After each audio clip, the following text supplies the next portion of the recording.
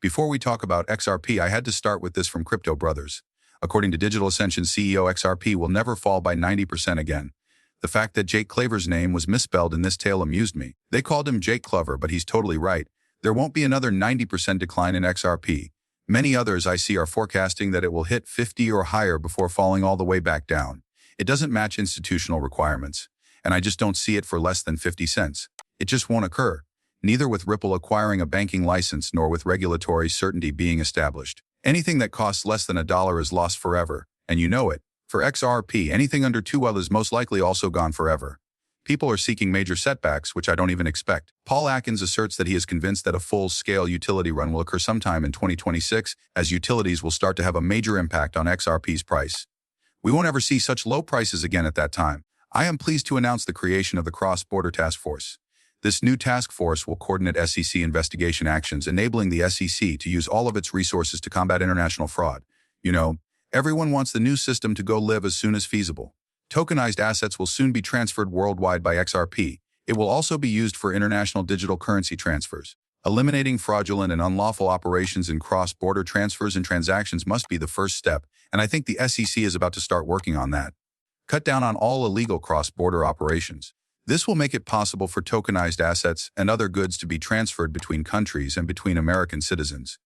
Before sending anything to someone in the EU, Black Swan Capital must be rid of the fraud and unlawful activity that it is responsible for. He talks about how our Rlusd and XRP are a real cross-asset solution. Stablecoins are not the goal. They serve as a way to buy government debt. In any event, through bridge settlement, stablecoins keep driving up the price of XRP, giving it the bank with the liquidity to swiftly bridge assets. Every stablecoin needs a bridge. However, listen to what he says in this video because he also mentions that it needs some kind of support. In a way, you could refer to it as the new digital dollar, since XRP will unavoidably see upward pressure if they are purchasing treasury bonds and becoming more widely accepted. And why? Many individuals mistakenly believe that Rlusd and XRP are two distinct entities. Indeed they are, but the core of these high-value tokenized debts is settlement requirements and liquidity management. XRP is that. Stable currencies appear to be a lifeline for governments and central banks, allowing them to continue purchasing fresh debt and supporting their currency systems. It's not the apparent solution. I'm still struggling to comprehend how these two things work together, as well as the issue with conventional stable coins like Rlusd. Even while I firmly believe that the demand serves as a lifeline, is there a one-to-one peg with fiat? The issue is that the system cannot function until it is anchored in real, tangible assets, and that peg is brittle due to its ties to the US dollar. Asserts that because it is based on the US dollar, it is brittle and requires backing from another source. I am convinced that we will move toward an economy underpinned by gold. However, who will be the first to receive their currency backed by gold? I believe it will be the BRICS. Take a listen. I won't refer to it as prediction, simply going to not much Nostradamus, that a gold-backed BRICS stablecoin will be released within the next 12 months. Partially, but not entirely. Because I am aware that they are working on a BRICS currency and will want to include their stablecoin. What better message could there be than that thing contains gold? Well, therefore, I do not believe that the gold phenomena will disappear. I too believe that the gold phenomena is here to stay. I think it's only going to become stronger from here. While I do think BRICS will likely be the first to launch a currency backed by gold, I even think they will first revalue gold. Then, all of a sudden, the United States will need gold-backed digital currency. The EU will need a gold-backed digital euro.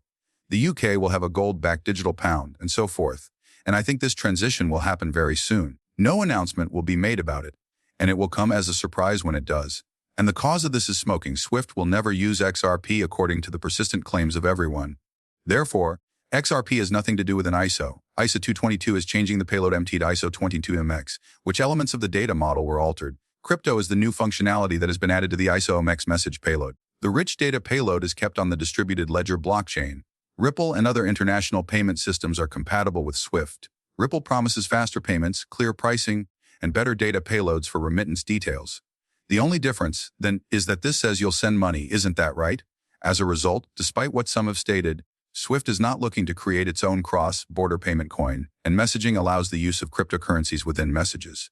According to some, SWIFT will merely create its own currency for use in cross-border transactions. SWIFT wants to employ Ripple within SWIFT, even though they are already thinking about it. They are putting Ripple's technology to the test. They also see XRP for what it is, and they know that it's the future. It is cited in all BS white papers on RippleNet technology. They also talk about star technology, and from 1900 to 2000, metals were valuable. It's too late to buy a normie. For you, the cost is too high. As we transition to digitalization, metals will assist digital. We are not going back to a dollar backed by a metal standard as we move toward a new metal-backed financial system, also referred to as the quantum financial system. I don't think silver and gold are totally out of style just yet. Silver is still being bought. But as we go toward a gold-backed system, you'll notice that they'll transmit that gold-backed digital currency using a cryptocurrency, like XRP. Why do currencies at Xrp have gold backing? In other words, each country will need a veneer of confidence, even among the BRICS countries. Russia is sending money to China. China is sending money to Russia. Two things will be between them. XRP is an example of a bridge currency that might be used to transfer anything of value. But it also offers liquidity. The BRICS countries may create a liquidity pool and continue to use XRP to move money between themselves because it provides on-demand liquidity. Even if they move outside of those countries, they could send money to the US using XRP and vice versa. XRP is quite game-like as a result. By changing the BS, often known as the central bank of central banks, XRP is reportedly being positioned as part of the BICE's global settlement system. As mentioned before, XRP and Ripple have been mentioned by the BICE in every single white paper. Even when they sold it to China, Enbridge retained that infrastructure, its RippleNet technology and RippleNet, so that brick makers in China could utilize the Enbridge model. Some people still think that tangible, brick and mortar firms will never embrace XRP and RippleNet technology because they are American-made. The US is no longer home to the corporation Ripple. The ability to transport Bitcoin more quickly and affordably was really one of the very first uses of the XRP ledger in its very early days. While remote assets based on various chains and bridges are made possible by issued assets. Although it's only one piece, I believe that to be a very significant step towards interoperability.